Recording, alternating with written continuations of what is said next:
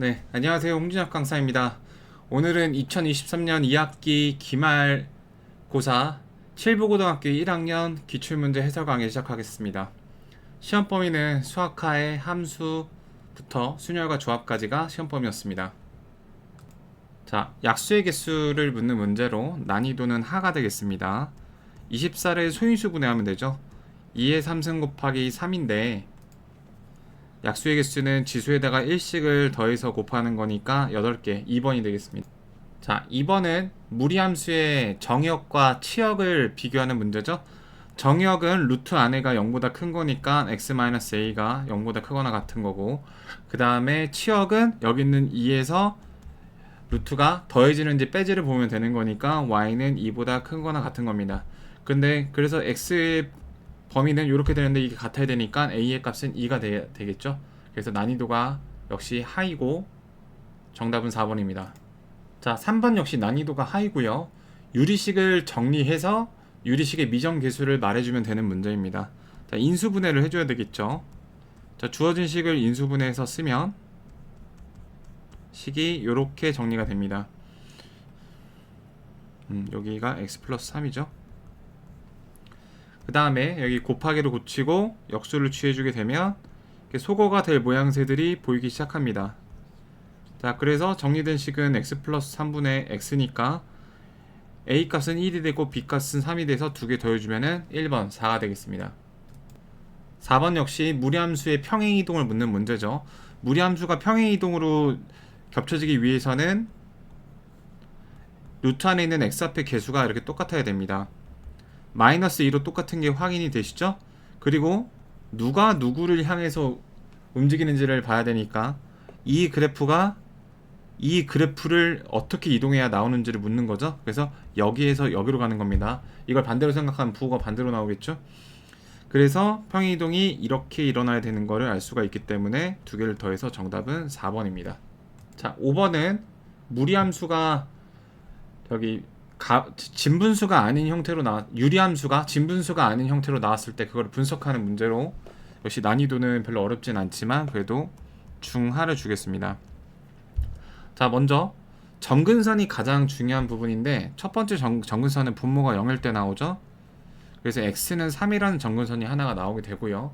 이 녀석을 나머지 정리를 이용해서 이제 진분수 형태로 고쳐주게 되면은 x의 개수비, 그게 y에 대한 점근선이 나오기 때문에 치역은 그 해당 점근선, 정역은 해당 점근선을 제외한 나머지 실수 전체니까 기억은 맞습니다.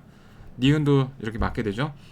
그 다음에 평행이동으로 겹쳐지기 위해서는 이제 소위 k값이라고 불리는 녀석들이 같아야 되는데, 자, 이런 상태에서 k값을 쉽게 구하는 방법은 이제 분모를 0으로 만드는 x를 여기다가 대입을 하게 되는 거죠. 왜냐하면은 우리가 저기 진분수 형태로 만들 때 요거를 나머지 정리를 이용해서 이렇게 식을 다시 쓰잖아요. 2x-6 이렇게 해서 결국 그 나머지를 구해야 된다는 걸 알 수가 있습니다. 나머지 정리에 의해서 이제 제수인 2x-6을 0으로 만드는 x의 3을 여기다 대입해주면은 자, 식이 이렇게 정리가 되는데요. k 값이라는 거는 분모에 있는 x의 개수가 1일 때가 기준이니까 네, 이렇게 마이너스 2분의 1이 k 값입니다. 그래서 마이너스 2분의 1이 똑같으니까 평행 이동으로 겹쳐질 수가 있는 그런 그래프인 거죠. 정답은 5번입니다.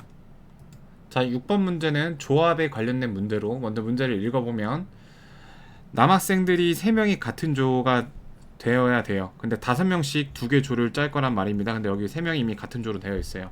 그럼 이 상황은 뭐냐? 여학생 7명 중에서 남학생 조로 갈 2명만 뽑는 문제가 되겠습니다. 따라서 답이 5번 21이 되는 것입니다. 난이도는 하입니다. 조합과 관련된 기초문제입니다. 그 다음에 시적 문제집이 많이 있는 문제죠. 유리함수의 최대 최소입니다. 난이도는 중하 주겠습니다.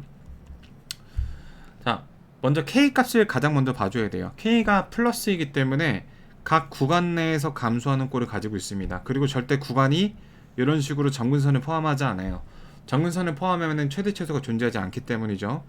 다시 말해서 이런 식으로 구간의 오른쪽 끝에서 최소값을 갖고 왼쪽 끝에서는 최대값을 갖는 상황을 알 수가 있습니다.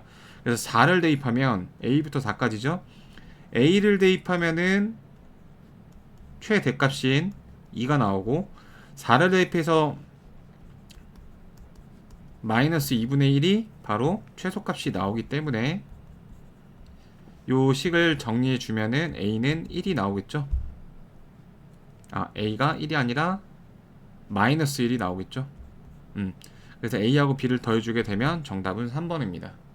자, 8번은 무리함수의 그래프 개형을 관해 묻는 문제로, 무리함수의 그래프는 자, 루트 안을 0으로 만드는 그 정의역의 기준값, 루트가 0이었을 때의 y값, 그러니까 루트를 0으로 만드는 x의 값 1이죠. 루트가 0이었을 때 y값 1이죠. 그래서 1,1에서 그래프가 뻗어나가는 겁니다. 근데 x하고 루트 앞에 둘 다 마이너스가 없으니까 요렇게 1번 그래프가 만들어지게 되겠죠. 그 다음에 2번 그래프 같은 경우에는 이제 5,k인데 x에 마이너스가 있으니까 y축 대칭을 한 다음에 평행 이동이 된 녀석입니다.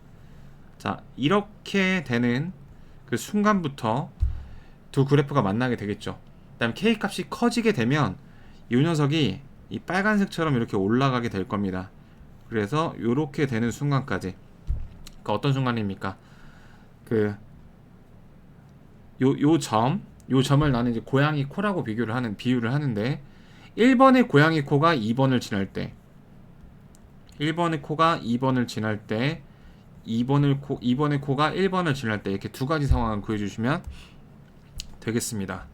그러니까 1,1이 저 2번식을 지나기 위해서는 대입을 해주시면은 k는 마이너스 1이 나오게 되고요. 그러니까 이렇게 되는 상황이 k 값이 마이너스 1이라는 거죠. 그 다음 두 번째, 5,k가 저 점을 지날 때니까 k는 여기 3, 이때가 이제 k가 3일 때죠.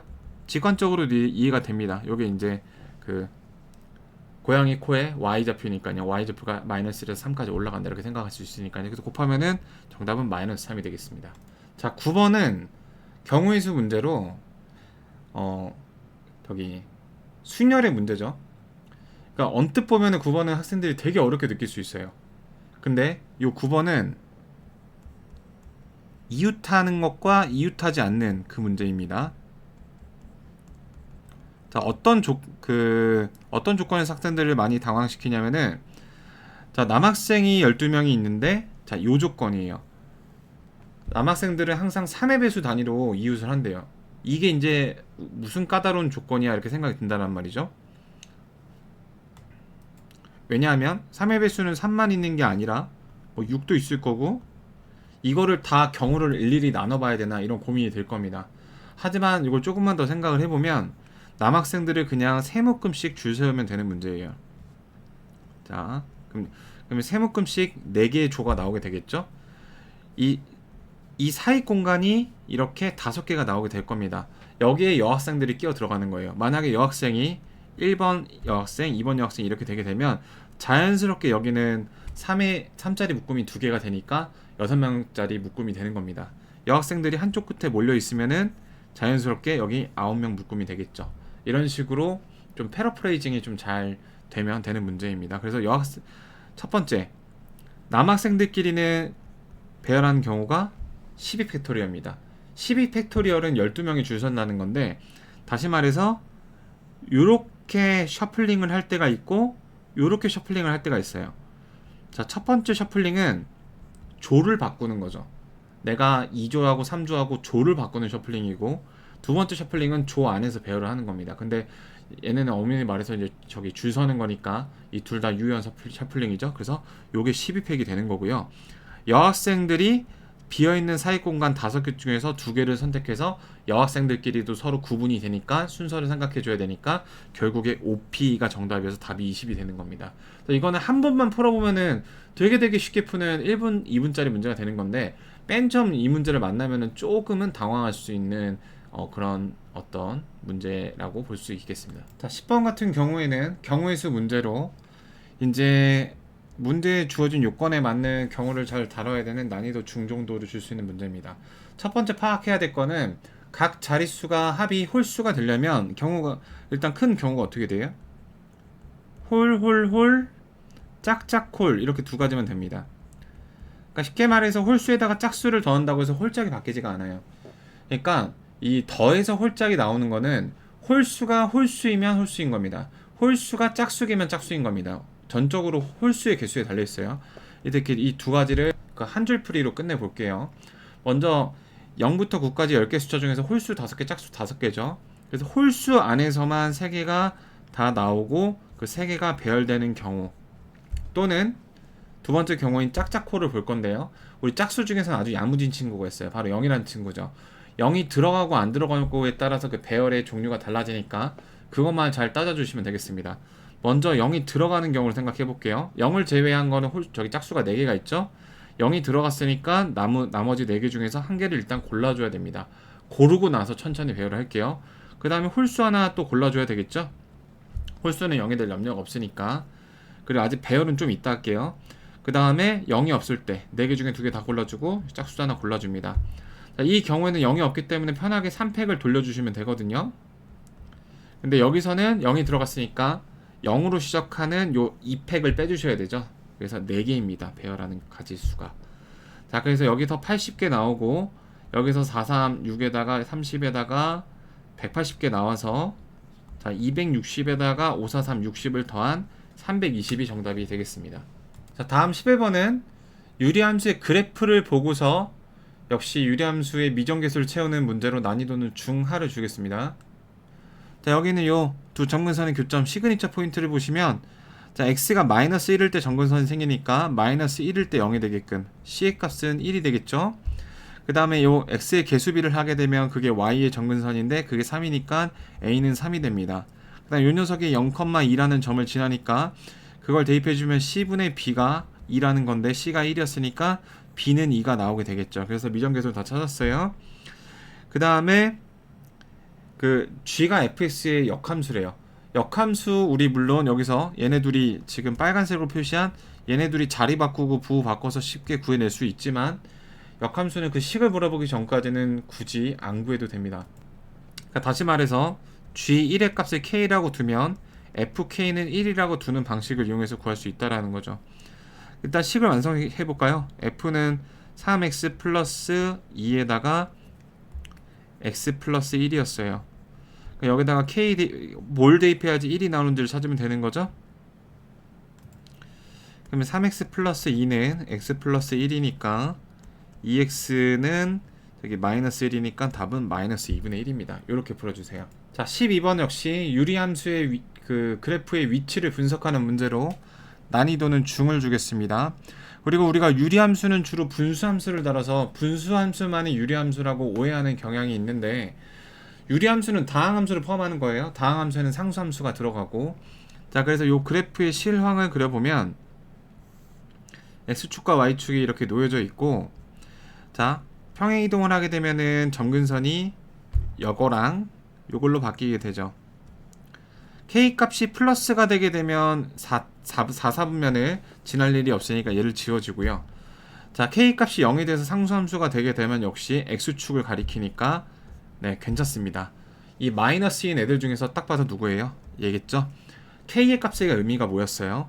무리함수가 이렇게, 선생님 그래도 범위를 구해봐야 되는 거 아닙니까? 실전에서 여기 1번 저거 찍고 넘어가야 돼요. 왜냐하면은 저 k 값의 의미가 여기 있는 점에서 점근선까지 내린 수선의 발이 구성하는 이 박스의 넓이거든요. 그럼 인간적으로 마이너스일 때 그래프가 이렇게 그려지는 거는 우리 다들 알 텐데, 박스가 커질 때가 위험하겠어요? 작아질 때가 위험하겠어요? 작아질 때는 여기다 이렇게 흡 하고 이렇게 붙어버리니까 예, 더 지날 염려가 없을 거 아니에요. 그래서 k 값에 가진 기하학적인 의미를 알고 있다면 여기서 더 이상 판단 안 했을 거예요. 아니, 이 문제 심지어 점근선만 그리고 답 체크했을 거예요. 맞지 않나요? 자, 13번 문제는 이제 함수의 개수를 구하는 문제 중에 조금 응용이 된 형태로 난이도는 중상을 주겠습니다. 약간의 좀 추론의 과정이 필요하니까요. 먼저 이런 문제를 읽을 때는 직접 하나의 예시를 그려보는 게 되게 중요하고요. 일단 이 문제 같은 경우에는 여기는 요 조건이 가장 좀 특징적이 되겠죠. 자, 벤 다이어그램을 그려볼게요. 마이너스 2, 마이너스 1, 1, 2라는 집합에서 마이너스 2, 마이너스 1, 1, 2로 향하는 집합으로 향하는 함수의 개수를 구하는 문제예요. 그러면 자, 문제를 읽어보면은 치역이 두 개만 쓰여야 된대요. 이 네 개가 다 쓰이지 않고 두 개가 쓰여야 되고, 그 다음에 자, 요거는 이 빨간색으로 박스 친 게 어떤 말이죠? x에다가 예를 들어 마이너스 1을 대입하면은 f1이 f-1. 아, x 간의 플러스 마이너스가 다른 녀석들은 함수값도 똑같은 관계를 갖는구나. 그런 걸 하는 애들이 두 개겠구나. 그러니까 요렇게가 그런 관계가 되거나 요렇게가 그런 관계 되겠죠? 자, 그럼 해볼게요. 지금 방금 봤던 요 조건으로 인해서 치역으로 설정되는 거는 이런 식으로 고를 수는 없어요.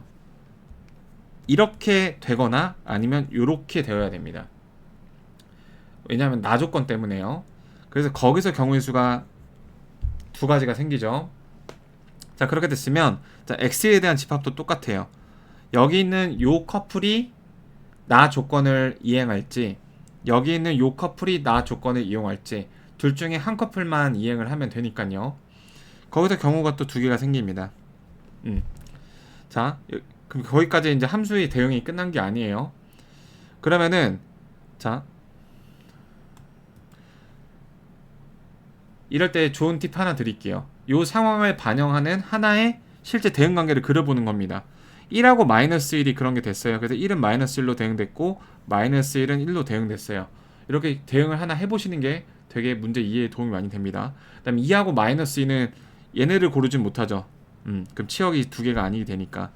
그래서 각각 얘도 누굴 고를지 고민해줘야 되고 얘도 누굴 고를지 고민을 해줘야 되니까 2의 제곱이 마지막으로 들어가서 답이 1번 이렇게 나오게 되는 겁니다. 자, 다음 14번은 경우의 수 응용 문제로 이거는 난이도가 있습니다. 난이도 중에서 중상 정도 줄게요. 왜냐하면 경우 나누기를 연습하기 되게 좋은 문제고, 그리고 두 번째가 보통 주사위가 두 개가 있으면 그 주사위를 구분을 하죠. 이렇게 인형이 있어도 이게 이쪽 이 인형이랑 이 인형이 다른 게 조금 더 통상적입니다. 근데 출제자가 신이잖아요. 출제자가 서로 구별하지 않는다고 했어요. 이 어떤 주어진 요소 간에 구별하지 않게 되면 어떤 일이 생기게 되냐면 두 개의 순서를 생각할 필요가 없습니다. 똑같은 숫자인데 이거를 배열해서 뭐 하나요? 순서가 생각할 필요가 없습니다. 그리고 컨비네이션이나 퍼미테이션은 당연히 쓸 수가 없겠죠.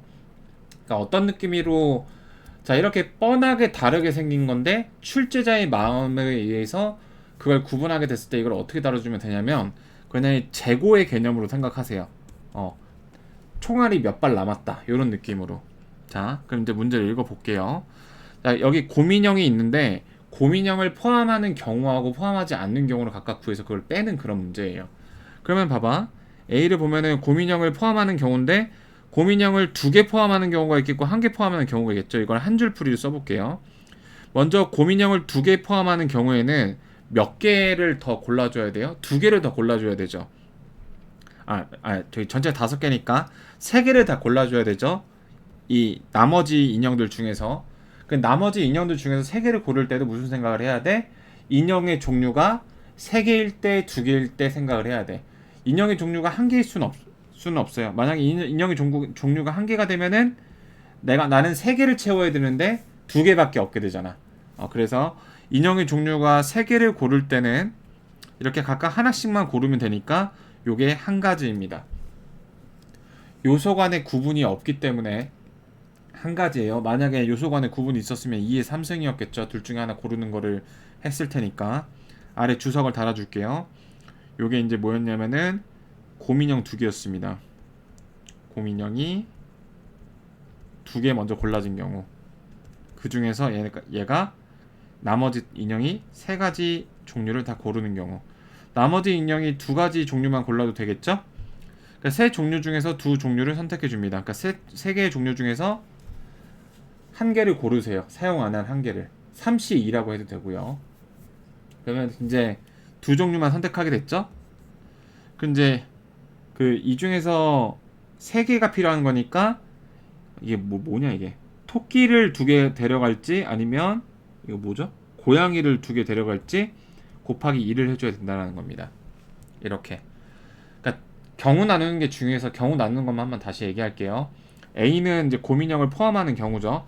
곰인형을 2개 포함하는 경우로 첫 번째 거시적인 분류를 했고, 그래서 조금 더 미시적인 분류로, 그래서 나머지 3개의 인형을 채우는데 3가지 인형으로 채울지 2가지 인형으로 채울지 이렇게 분류를 했습니다. 그 다음 또 뭐 있어요? 곰인형이 1개일 수도 있잖아요. 곰인형을 포함하는 경우니까. 곰인형이 1개면은 나머지 인형은 이제 4개를 더 골라줘야 됩니다. 역시 또 인형을 두 종류를 사용할지 세 종류를 사용할지 나눠서 생각하면 됩니다. 자, 세 종류의 인형을 통해서 네 개를 고르려면 일단 세 종류를 써야 되니까 하나씩은 골라주고요. 누구를 하나 더 추가할지 골라야 되니까 세 가지입니다. 그 다음에 두 종류의 인형을 사용하게 되면 걔를 몽땅 다 써야 되죠. 세 개 중에서 사용 안 할 그 인형을 빼주셔야 됩니다. 그런 개념을 생각해 줘야 됩니다. 그 다음에 이제 곰인형을 제외한 경우죠. 곰인형을 사용하지 않고 5개를 고르려면 이제 두 그룹을 싹 다 써도 4개밖에 안 되기 때문에 무조건 3개를 다 써야 돼요. 근데 5개를 써야 되니까 이제 무슨 생각을 해주면 돼? 셋 중에서 누구를 한 개만 쓸지. 그래서 세 가지입니다. 그래서 A에서 B를 빼게 되면 요 3 하나가 지워지겠죠? 그래서 정답이 10가지가 나오게 됩니다. 답이 5번. 자, 15번 역시 경우를 좀 잘 나눠줘야 되는 문제예요. 자, 그래서 어떤 걸 기준을 갖고 경우를 나누는지가 되게 중요하고, 그리고 경우 자체를 어떻게 나누는지 모르는 친구들이 있어서 그거에 대해서 얘기를 해보면, 경우라는 거는 막 이렇게 얘네끼리 서로소 관계여야 돼요. 공통된 게 없어요. 공통된 게 있으면 중복해서 2번 세니까 중복을 하게 되니까 답이 더 크게 나오게 됩니다. 그리고 만약에 내가 실제로는 3까지 경우를 세야 되는데 1, 2만 했어요. 그럼 답이 누락됐으니까, 결실됐으니까 답이 더 작게 나오겠죠. 그래서 경우의 수는 이렇게 2가지 경우를 나눌 때 이렇게 2가지 오류를 조심을 해야 됩니다. 자, 그러면 이 문제, 수레를 타고 가는 문제에서 어떻게 경우를 나눠야 될까요? 자, 조건을 살펴볼게요. A하고 B는 이제 좌석의 앞뒤로 붙어 앉는데요.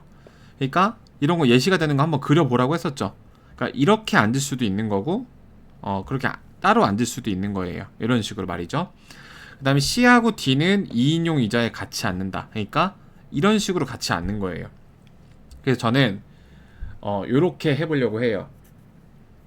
자, 저는 이렇게 풀진 않았는데 C, D를 갖고 경우를 나누면은 CD가 여기서 1번에서 같이 이웃한 경우, 2번에서 같이 이웃한 경우, 3번에서 같이 이웃한 경우, 이렇게 각각 나누셔서 할 수가 있습니다. 그렇죠? 근데 저 같은 경우는 이 문제를 어떻게 풀었냐면은 이렇게 풀었어요. 여기 이제 운전수 드라이버가 있죠. 이 드라이버 옆에 앉냐, 앉지 않느냐, 이런 느낌으로. 드라이버 옆에 앉으려면은 앞뒤로 앉아야 되니까 이런 식으로 앉아야 되겠죠. 요 경우를 1번으로 잡았고요. 드라이버 옆에 앉지 않는 경우는 이런 식으로 앉아야 되겠죠. 이런 경우를 2번이라고 잡았어요. 그래서 하나씩 해볼게요.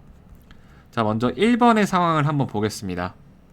자, 1번의 상황을 나열을 해보면 일단 A, B가 자리를 바꿀 수가 있어요. 2팩토리얼이고, 그 다음에 여기 두 번째하고 세 번째 중에서 CD가 앉을 둘 중에 하나를 고를 수가 있습니다. 그 다음에 그 CD 역시 좌우로 자리를 바꿔 앉을 수 있고요. 그 다음에 남은 3명은 편하게 자리를 앉으면 됩니다. 플러스 이번에는 1번이 아니라 요런 식이에요. 두 번째 줄, 세 번째 줄에 A, B가 같이 앉는 경우, 근데 또 뭐가 있어요? 세 번째 줄, 네 번째 줄에 앉는 이렇게 2가지 경우가 있겠죠? 그래서 2가지가 있습니다. 어떤 경우예요? 이 첫 번째는 운전수 옆에 앉는 경우, 2번은 운전수 옆에 앉지 않는 경우. 운전수 옆에 앉으면서 동시에 안 앉을 수는 없잖아요. 그래서 교집합이 없고, 그 다음에 운전수 옆에 앉거나 앉지 않거나 둘 중에 하나밖에 없기 때문에. 자, 그 다음에 A, B 앞뒤로 순서 바꿔줘야 되죠? 자, 이번에는 뭐가 달라졌냐면은 아쉽게도 CD가 앉을 그 줄이 한 줄밖에 안 남았어요. 그래서 강제로 결정이 됩니다. 그래서 CD를 자기네들끼리 배열하는 것만 해줘야 돼. 그 다음에 나머지 3팩을 돌려주시면 되겠죠. 한 가지 보정을 할게. A, B가 요렇게 4가지죠. 이렇게 요렇게 말이죠. 그래서 여기가 4가지가 되어야 되겠습니다. 요렇게.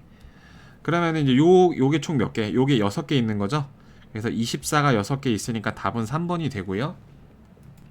아까 처음에 제시했던 방법으로 경우를 나누게 되면 경우가 많아지는 대신에 각 경우가 해야 될 일은 조금 이렇게 줄어들게 되는 거예요. 그러니까 그 적절한 완급이 있을 거예요. 경우가 너무 적으면 할 게 너무 많아지고, 네, 그걸 잘 조절을 해보면 되겠습니다. 자, 방금 문제의 난이도는 중을 주도록 하겠습니다. 자, 16번은 난이도 상을 부여하겠습니다. 왜냐하면은 유리함수, 무리함수에 좀 미정계수가 섞여 있는 상태에서 좀 학생들한테 좀 생소할 수 있는 이렇게 t라는 미지수를 이용한 어떤 구간의 표현, 근데 거기다가 이제 합성의 요소까지, 안 그래도 우리 합성 싫어 죽겠는데 합성까지 싫었어요.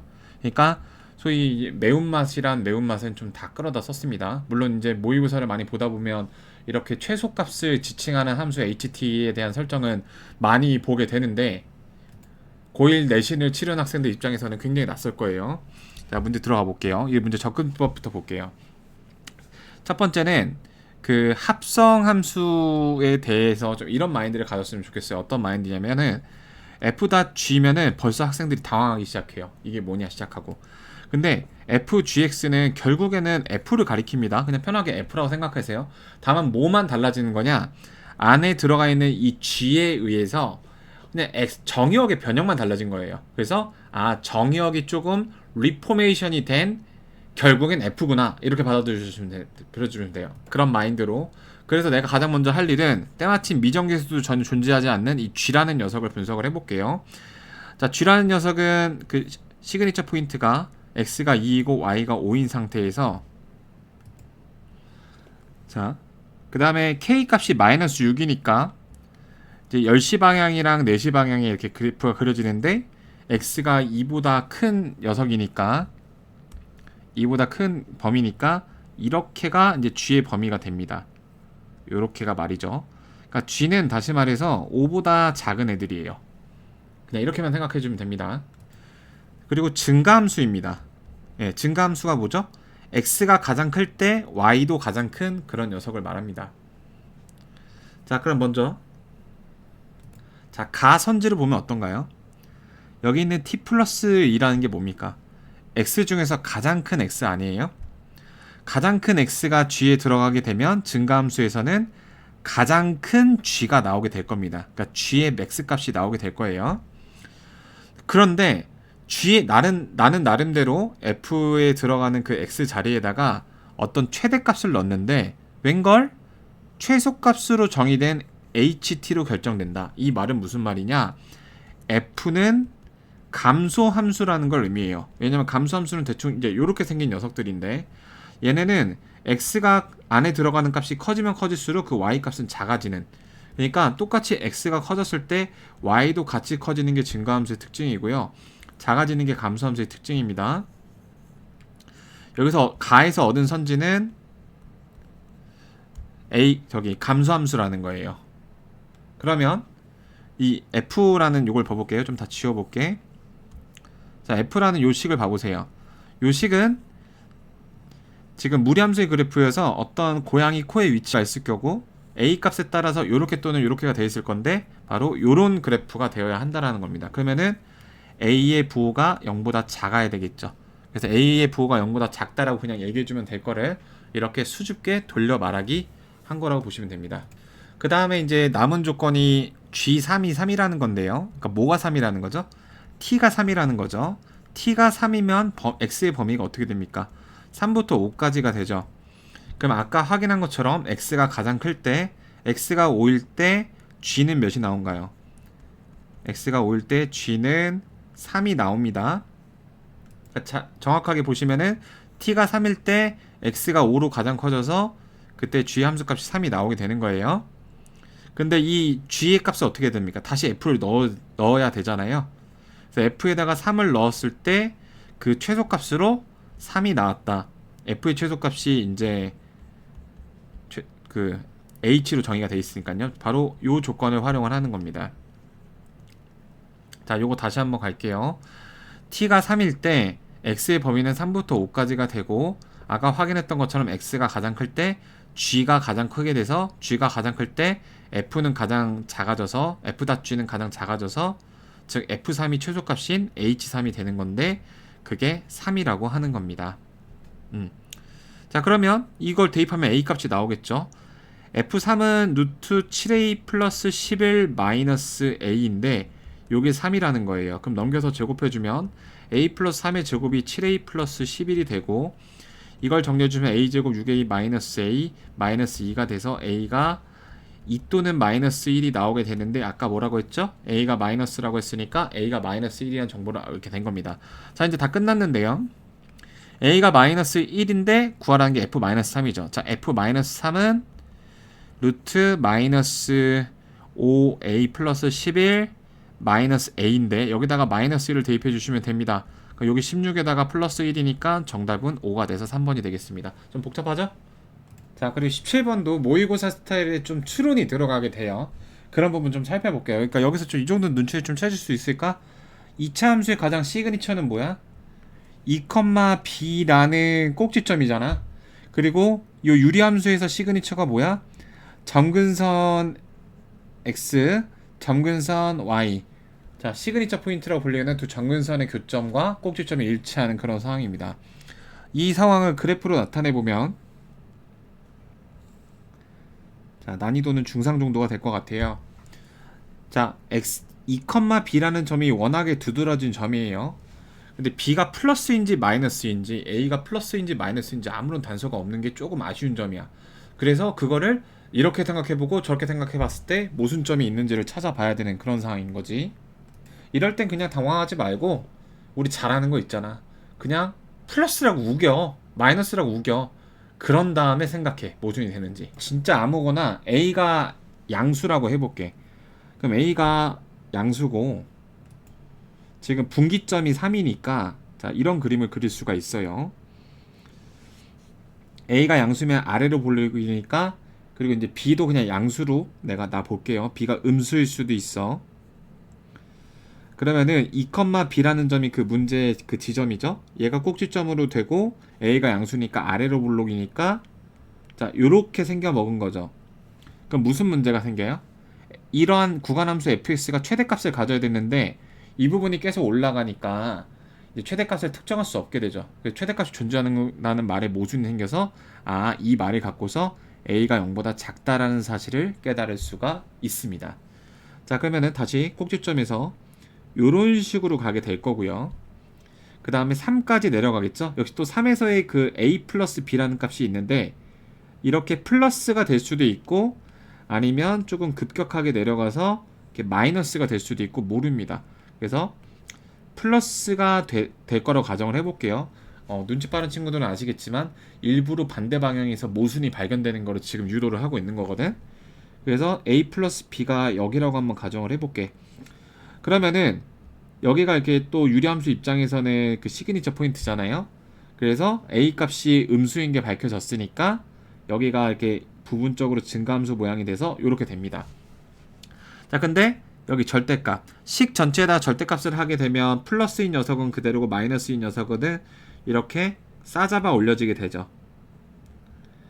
그리고 최대값이 4라고 했으니까 여기서 b가 4인 게 결정이 납니다. 네, 여긴 점근선이니까 더 못 올라가잖아요. 자, 근데 지금 우리 한 가지 요거를 플러스라고 가정을 했습니다. 자, 어떤가요? 내가 4에서 상수함수를 절대값을 씌운 빨간색에서 상수함수 그으면 근이 이렇게 두 개밖에 안 나와야 되죠. 그럼 요게 세 개가 나오려면 어떻게 돼야 됩니까? 빨간색이 아니라 사실은 요렇게 내려가서 마이너스까지 내려갔던 녀석이 이렇게 됐던 녀석이 싸잡아 올려져서 어떻게 돼야 돼요? 요렇게 돼야지 이렇게 세 번째 점이 찾아지는 시나리오를 예상할 수 있죠. 여기 파란색이 지금 y가 4일 때니까 딱 맞춰지려면 이 3에서의 함수값은 여기다 3을 대입하면은 a 플러스 b인데 그 a 플러스 b가 얼마여야 돼? 마이너스 4여야 한다라는 거예요. 그래야지 싸잡아 올려졌을 때 딱 4가 돼갖고 교점이 3개가 나오니까. 그럼 b 값이 4였고 a가 마이너스 8이 나오게 되죠. 그러면은 자, f1의 값이 뭐예요? f1은 x가 여기다 대입해야 되죠. 그럼 a 플러스 b인데 그건 여기서 구한 마이너스 4, 1번이 정답이 되겠습니다. 자, 18번은 역시 경우 나누기 문제인데 이거는 앞에서 소개한 그 경우 나누기 유형 중에서 가장 어려운 문제였던 것 같아요. 자, 이 문제를 딱 같이 읽어볼게요. 일단 저기 수학이 세 과목이 있고 각각 이렇게 표시했어요. 미리 좀 준비를 해봤습니다. 네, 과학은 이렇게 4과목이 있어요.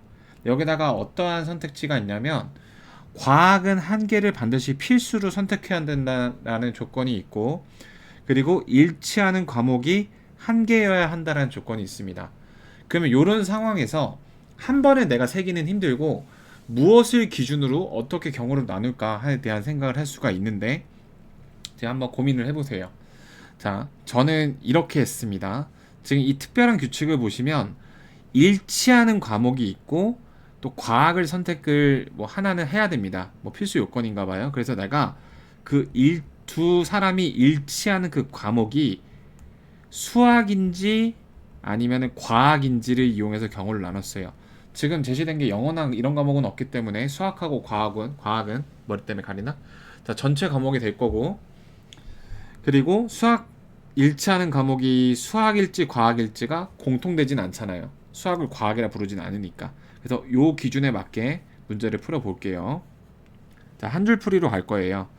자, 예를 들어서 일치하는 과목이 과학인 경우를 먼저 해볼게요.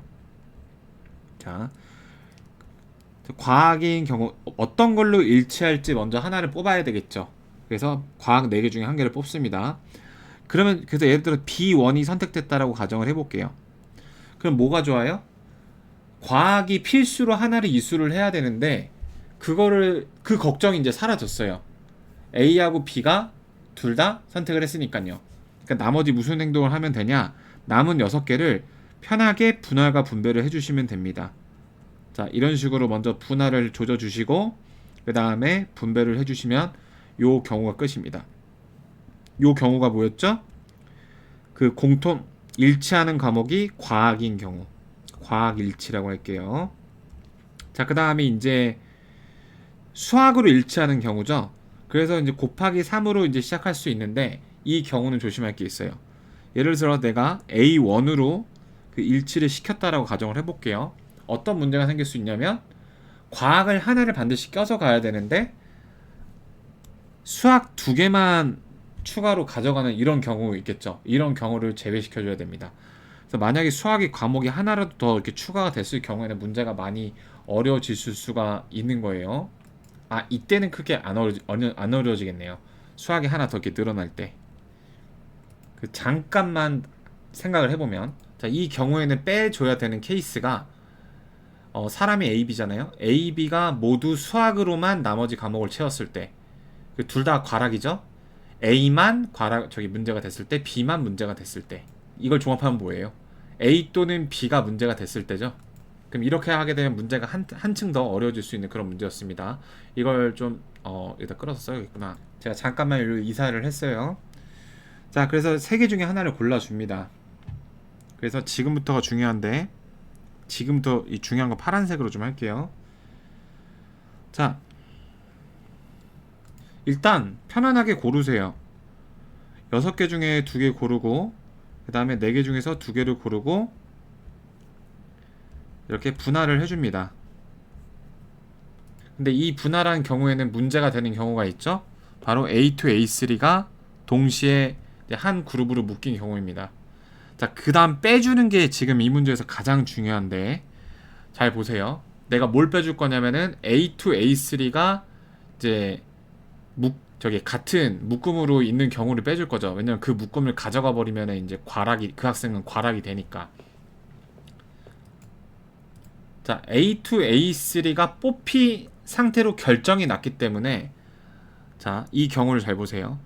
4C 2를 빼는 겁니다. 그럼 학생들 제일 많이 나오는 질문이, 선생님 여기서는 2팩으로 안 나눠야 되나요? 네, 나누지 않습니다. 2팩으로 나누는 이유를 다시 한번 생각해보면, 지금 이 설명이 이번 회차 통틀어서 제일 중요한 설명이라고 강조하고 싶어요. 내가 연속해서 2개를 뽑았기 때문에, 그 나열해 보시면 아시겠지만 1, 2를 뽑고 3, 4를 뽑는 거랑 3, 4를 뽑고 1, 2를 뽑는 게 내가 의도치 않은 순서를 생각해 준 걸 취소해 주는 건데, 여기서는 이미 뽑는다는 게 뭐예요? 뽑힐까 말까 결정되는 와중에 뽑히는 건데, 여기서는 A2, A3가 이미 뽑힌 거예요. 이미 결정이 난 거는 경우를 형성시키지 않습니다. 결정이 되지 않았기 때문에 경우가 나오게 되는 거예요. 그래서 여기서는 추가 경우를 생성시키지 않기 때문에 A2, A3는 이미 뽑힌 걸로 결정이 났어요.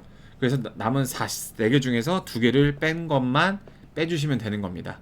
그럼 이제 요 경우 안에는 뭐가 들어있다? 요 경우 안에는 이제 그 수학을 공통 과목으로 선택했고 남은 거를 이제 뿜빠이 해서 나눠 먹었는데 2패 곱해줘야 되죠. 나눠 먹었는데 이제 그 중에서 이제 수학만 다 고르는 대참사가 이제 저기 제껴진 겁니다. 그럼 요거 계산해 볼게요. 자, 2팩 2팩 사라지게 되고 4 곱하기 6, 5, 30에 15 요거 6 이렇게 정리가 되고요. 그리고 이 경우의 수 계산할 때 분배 법칙이 굉장히 유용하죠. 6, 5, 30에 15 그다음 요 2팩을 안에다가 넣어 줄게요. 그럼 4, 30에 6 이렇게 되겠고 4, 30에다가 6인데 여기가 12가 되겠죠. 이렇게. 자, 그러면 요거를 3 곱하기 6 18로 묶어 줄게요. 여기서 6 차출되고 3 차출되면은 5, 4, 20. 그 다음에 3 차출되고 6 차출되면은 15 빼기 2니까 13 이렇게 돼서 33 곱하기 18인데 우리 이렇게 해줍시다. 18을 10 더하기 8로 계산을 해주는 거예요. 그럼 330에다가 38에 24, 38에 24, 264가 되죠. 그래서 정답이 594가 되는 걸 확인할 수 있습니다. 정답은 4번. 난이도가 경우의 수 문제 중에서 이게 가장 어려웠던 문제인 것 같아요. 자, 19번은 이제 구간 함수를 이용한 가장 어려운 문제인데 문제가 조금 그 병폐가 있는 문제입니다. 이거는 문제가 논리상에 조금 하자가 있어요. 그래서 그 부분도 좀 얘기를 해볼게요. 자, 이 문제도 보시면 무리함수하고 이차함수예요. 그걸 확인해 보시면은 무리함수의 고양이 코가 2분의 a, b고 이것도 꼭지점이 2분의 a, b라는 거 선생님이 좀 이런 취향을 좋아하시나 봐요. 그래서 그걸 확인할 수가 있습니다. 역시 a가 양수라는 거 말고는 어떤 단서가 없습니다. 여기 양수니까 2분의 a가 오른쪽에 표시가 되겠죠. a가 양수니까. 근데 b가 플러스인지 마이너스인지 몰라요. 근데 그렇다고 가만히 있는 것보다 몰라 일단 플러스라고 쳐 하고 그리시는 게 좋습니다. 그럼 아래로 블록이니까 요렇게 그려지잖아요. 2분의 a보다 왼쪽에서. 그 다음에 요 녀석은 이런 식으로 그려집니다. 그쵸? 그래서 그래프가 이런 느낌인 걸 알 수 있어요. 근데 이제 가나다 선지를 저기 분석을 해볼 건데, 자, 먼저 그 가하고 나에 똑같이 알파하고 베타라는 문자가 사용이 되어 있어요. 그러니까 알파 여기 요 식이 나는 조금 더 친숙한데 수학상에서 우리 인수 정리해서 이런 내용 본 적 있죠. 자, y는 fx라는 식과 y는 마이너스 x라는 식을 연립하게 되면 대입법을 이용해서 fx는 마이너스 x라는 식이 나오게 됩니다. 여기다가 알파를 대입하면 성립한다라는 말은 알파가 이제 요 식의 근이라는 이야기죠. 그러니까 무슨 말이냐면은 자, 기존에 주어져 있는 fx라는 식과 y는 마이너스 x 그걸 파란색으로 표시해 보면은 이제 이렇게 되는데요. 자, 요 녀석이 이렇게 두 점에서 만난다라는 겁니다. 그러니까 사실 이게 접하는 거를 유도하는 게 되게 중요한데 그 부분에 대해서 일단 얘기를 해볼게요. 그러니까 이렇게 두 부분에서 만나는 게 각각 이제 알파고 베타라는 겁니다. 근데 여기서는 알파하고 베타에서 지금 두 개가 만나는 걸 얘기했지만 사실 그래프가 요렇게 가갖고 너무 이상하게 그렸다. 자, 요렇게 가갖고 두 점에서 만난다고 저기 세 점에서 만날 수도 있는 거거든요. 근데 알파 그 중에 두 개가 알파 베타다 이렇게 얘기할 수도 있는 거잖아요. 근데 그렇게 되게 되면 물론 이제 조건이 누가 알파고 베타를 특정하는 게 어려워지는 것도 있지만 그래도 이런 좀 아쉬움이 있어요. 여기서 요거 뿐이다 라는 말이 있었으면 참 좋았을 텐데 그런 게 조금 아쉬운 부분입니다. 어쨌든간 자, 요런 상황인 걸 알 수가 있어요. 자, 그래서 자, 요게 무슨 말이야? f 알파 이제 일단 나선지로 스타트를 끄는 겁니다. 그래서 저렇게 두 점에서 만나는구나. 마이너스 x라는 것과 fx가.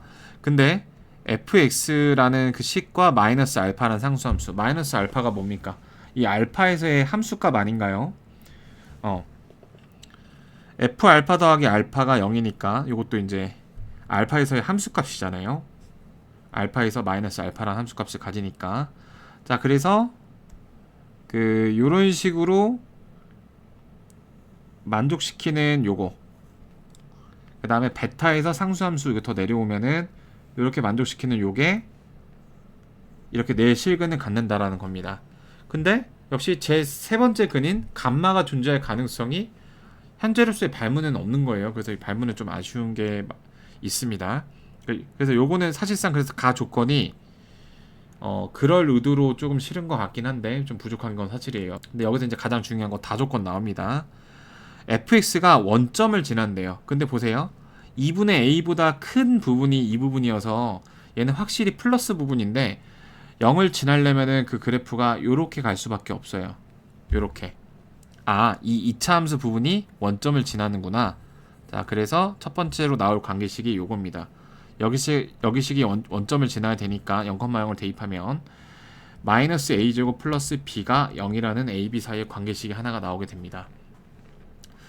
그 다음이 그래서 이제 도저히 그렇게 두 점을 하게 될 경우에 추가 절권이 발생되지 않아서 그냥 하는 수 없이 문제 답을 내야 되니까 이 접하는 상황으로 타협을 할 수밖에 없었어요. 접해야지 이제 여기 중근이 누군지 접하는 거 이용해서 판별식을 쓸 수도 있으니까 무조건 조건이 딱 채워지기 때문에 그래서 이 루트 있는 무리함수하고 y는 마이너스 x하고 저기 접해야 되니까 요 식이 중근을 가져야 됩니다. 그럼 넘겨서 제곱을 해주면 x제곱 플러스 2bx 플러스 b제곱 그 다음에 2x 빼기 a가 중근을 가져야 돼요. 그럼 x제곱 2에 b-1의 x b제곱 마이너스 a 이퀄 0 플러스 a 이퀄 0. 그리고 참고로 여러분들 우리 이차 함수가 이렇게 중근을 가질 때 축이라는 중근을 갖는 거 다들 기억하고 계시죠? 축이 바로 중근이 되는 거예요. 자, 그렇습니다. 그래서 여기서 알 수 있는 사실이 베타가 뭐가 되냐면 베타가 그 중근을 갖는 그 지점이니까 마이너스 b 플러스 1이 베타가 나옵니다. 요거 잠깐 먼저 메모해 놓을게요.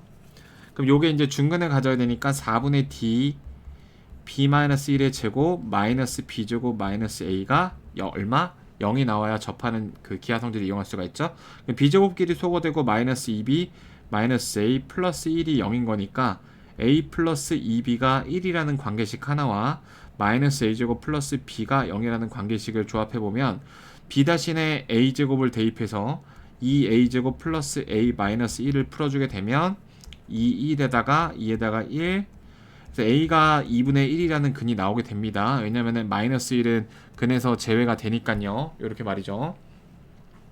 그럼 a가 1이 나오면 관계식에 의해서 2분의 1이 나오게 되면 얘가 2분의 1이니까 b는 4분의 1이라는 값이 나오게 되고요. 그러면 아까 알파 한근은 0이었죠. 그 다음에 베타는 4분의 1 대입하면 4분의 3이 나와서 이거 더하면 1이고 그래서 답이 3번 2분의 3이 나오는 겁니다. 자, 알파가 왜 0이었냐면 요 이차 함수가 알고 보니까 원점을 지나고 이렇게 생겼기 때문에 요게 그 다른 근 알파라고 주어져 있으니까요. 네, 그래서 좀 가장 어려운 모의고사 형태의 문제였습니다. 자, 그 다음에 20번, 21번은 매우 쉬운 문제들로 구성이 되어 있어요. 자, 요거 그래프 어떻게 생긴 겁니까? x 앞에 마이너스가 없고 y에만 마이너스가 있기 때문에 그 그래프가 이런 식으로 생긴 겁니다. 감소함수의 개형을 띠고 있죠. 그래서 정의역이 1부터 6까지인데 최대값은 어디서 나올까요? 이렇게 1에서 잘린 부분에서 나올 수 있는 걸 확인할 수가 있습니다. 선생님 1이 여기 있을 수도 있지 않나요? 그럼 무슨 문제가 발생돼요? 정의역에서 대응이 이루어지지 않고 있잖아요. 이러면 함수가 깨지게 되는 겁니다. 그래서 그런 걱정은 안 하셔도 돼요. 무조건 이렇게 그래프 안에서 정의역이 형성이 됩니다. 함수가 정의되기 위해서. 그럼 최대값이 이제 3이 된다라는 말은 F1이 가장 큰 값이고요. F1은 루트 A 플러스 1의 플러스 5인데 그게 3이다. 그럼 넘겨주면 마이너스 2니까 A 플러스 1은 4니까 따라서 A는 3이 되겠죠? 그러면 A 값도 구하라고 했고 최소값도 구하라고 했으니까 최소값은 F6이 최소값이 되겠고 F6은 이런 거 좀 빠뜨리지 마세요. 마이너스 A 플러스 6 플러스 5니까 A가 3이니까 여기 루트 9가 돼서 마이너스 3이니까 최소값은 2가 나오는 거를 확인할 수가 있습니다. 그래서 3하고 2 둘 다 써줘야 정답이 되겠습니다. 자, 스크롤 넘기다가 이제 좀 풀이가 공개가 돼버렸는데 요거는 그 한 문제 정도는 나온다고 했었던 컨비네이션과 퍼뮤테이션의 계산이죠. 난이도가 좀 높지가 않습니다. 이거는 저기 말리시면은 그냥 팩토리얼로 다 표현하시면 되고요. 아니면 이렇게 숫자가 있는 거는 그냥 하면 되잖아요. 자, 이거는 n 플러스 1 n 마이너스 1 한 다음에 3팩으로 나눠주고 5 곱하기 n부터 2개 이렇게 계산하시면 되겠죠. 중요한 게 이제 n의 변역인데 n이 여기 있는 아랫값보다 크거나 같아야 되죠. 그리고 n 플러스 1도 역시 크거나 같아야 되는 거니까 네, n은 이제 2보다 크거나 같아야 됩니다. 그럼 얘는 플러스인 게 자명하니까, 그러니까 0일 가능성이 있을 때만 나눌 때 좀 조심해야 되는 거고, 플러스인 게 자명하니까 이렇게 그 약분해줘도 되는 거예요. 다른 경우는 안 됩니다. 그럼 여기는 이렇게 3으로 약분되고 n 플러스 1은 15니까 따라서 n은 14다 이렇게 구해주시면 되겠습니다. 자, 7보고 그 24년 2학기 기말 7보고 해설 강의를 해봤고요. 총평을 말씀드리자면 중간고사보다 좀 많이 어려웠습니다. 대표적인 그 변별력 문제를 살펴보자면 15번부터 18번까지, 그 다음에 19번까지. 그래서 약 5문제의 난이도 좀 상 이상의 문제들이 좀 출제가 됐고요. 그래서 학생들이 좀 푸는데 많이 어려움을 느꼈을 것 같은데, 요 정도 난이도의 학교 문제 1등급을 맞으려면 센 C단계나 마플 터프 정도까지는 좀 마스터가 되어야, 그리고 그거에 준하는 문제들을 좀 많이 풀어야 되겠습니다.